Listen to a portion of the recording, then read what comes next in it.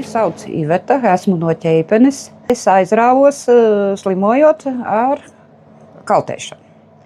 Un tātad es visu, ko es atrodu, visu es kaltēju. Staigāju pa mežiem, tas jau 20 gadus es to daru.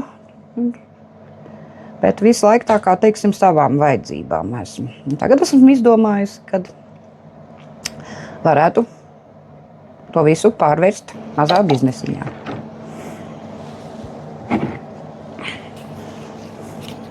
Esmu palikusi pašpārliecinātāka, ir kaut kādi mērķi.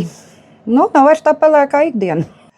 Un tas, kad viss tas brīvais laiks man ir pakārtots šai lietiņai. Visu, kas manī negatīvs uzkrājies, es aizēju dabā. Esmu izbūrusies cauri arī likumdošanai.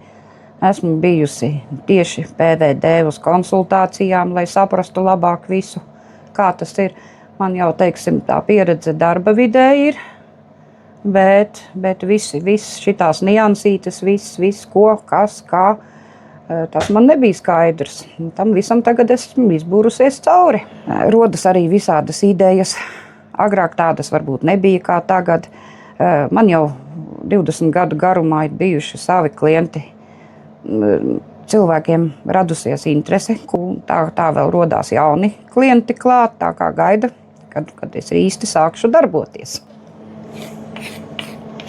Par šo projektiņu es tā nejauši Facebookā izlasot, braucot no darba mājās, un tad es tā stingrāk pieķēros visam tam klāt, jā.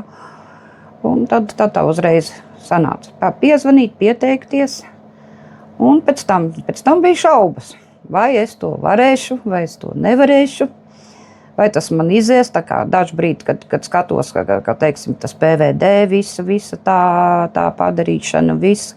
Bija tādi brīži, kad arī rokas nolaidās, un pēc tam, kāpēc vispār es to daru?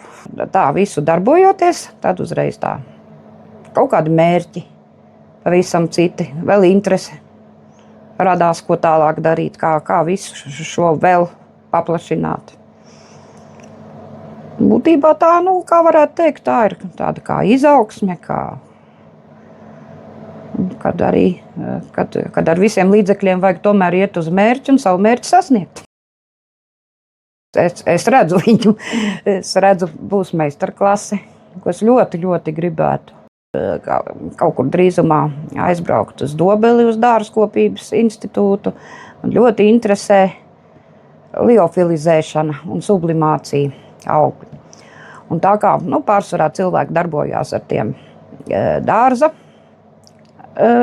augļiem, bet es gribētu ar savvaļas to visu pamēģināt. Un tomēr katram ir kaut kāda, kā saka, sirdslieta, sava mīļākā nodarbe, ko var pārvērst arī mazā biznesiņā. Un nevajag baidīties. Vajag, teiksim, darboties, ticēt sev, un tālāk jau pats viss sakārtosies.